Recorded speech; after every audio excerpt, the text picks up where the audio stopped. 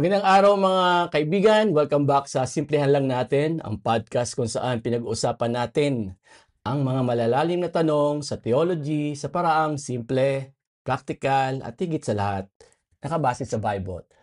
Ako ang inyong kaibigan, si Dr. James Paet. Ngayong araw, may sasagutin tayong isang napakalaking tanong. Sigurado ako na itanong nyo na rin ito at narinig nyo na rin sa iba. Ang tanong ay, para maligtas, sapat ba na maniwala lang o kailangan din bang sundin ang mga utos ng Diyos? Sa ibang salita, ang faith ba at obedience or pagsunod ay isa lang. Marami ang nagsasabi, oo naman, ang tunay na faith ay laging sumusunod. Kung hindi ka sumusunod, hindi totoo ang faith mo. Pero teka, ganun nga ba talaga ang sabi sa Bible? O baka naman pinapahirapan natin ang isang bagay na ginawa na ni Lord na simple at libre. Sa episode na to, hihimayin natin ang pagkakaiba ng pananampalataya at pagsunod. Tara, simulan natin. Una sa lahat, kailangan nating linawin ang terms natin.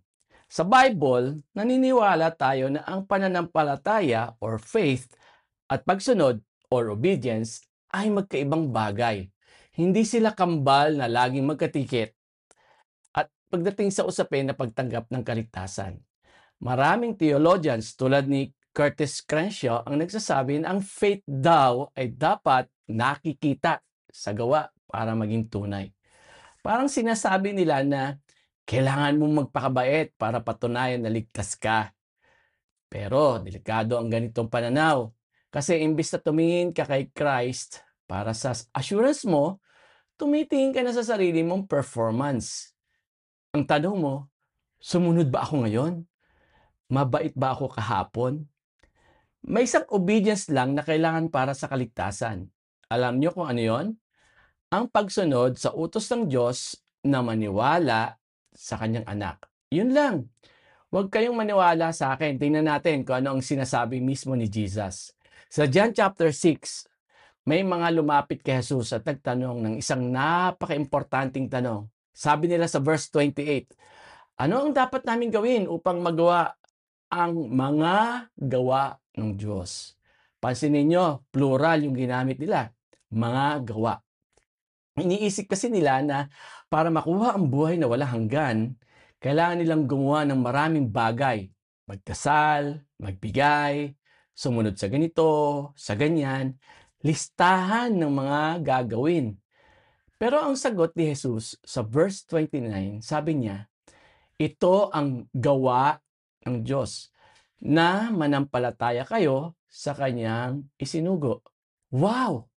Binago ni Jesus ang usapan. Mula sa maraming gawa, works, ginawa niyang isang gawa, work. At ano yung nag-iisang gawa na yon? Ang manampalataya, to believe. Ibig sabihin, hindi listahan ng do's and don'ts ang kailangan para sa eternal life. Ang kailangan lang ay ang pagtitiwala sa ipinadala ng Diyos. Bakit ganito? Kasi ang kaligtasan ay regalo, kaibigan. Ulitin ko ha, regalo. Hindi premyo, hindi sahod.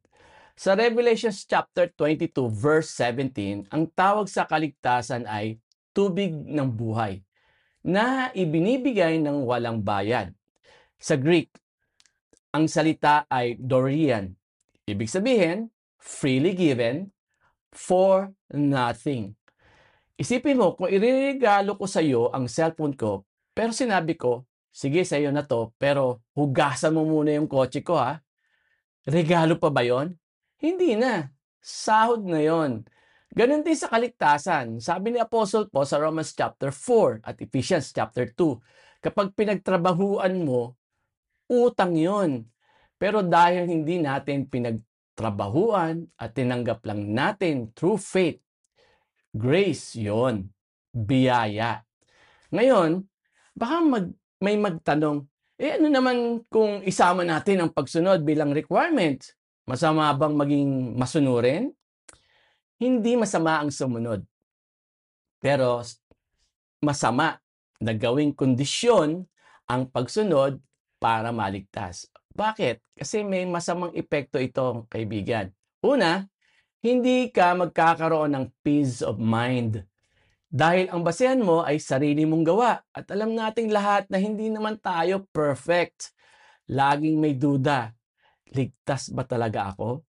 Pangalawa, nagiging legalistic tayo kasi imbes na mahalin natin si God dahil sa grace niya, sumusunod lang tayo dahil takot tayong maparusahan. At pangatlo, may warning si Paul sa Galatians chapter 5, verse 4. Sabi niya sa mga Christians na sumusubok maging matuwid sa pamamagitan ng gawa, "You have fallen from grace." Linawin natin na hindi ibig sabihin nito na nawala ang kaligtasan nila. Ay ibig sabihin, nawala sila sa karanasan, no, ng biyaya.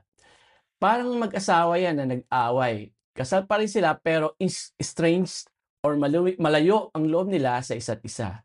Ganoon ang nangyayari kapag pinipilit nating bayaran ang kaligtasan gamit ang sariling pagsunod. Lumalayo tayo sa puso ng Diyos. Kaya mga kaibigan, ito ang good news.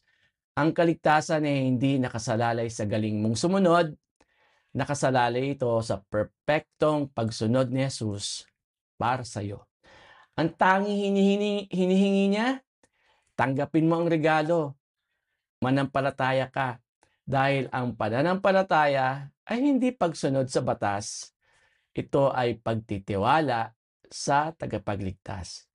Sana ay nakatulong ito para mas luminaw ang inyong pag-unawa sa napakagandang biyaya ng Diyos. Muli, ako si Dr. James Paet at ito ang Simplehan Lang Natin. Hanggang sa muli, God bless you.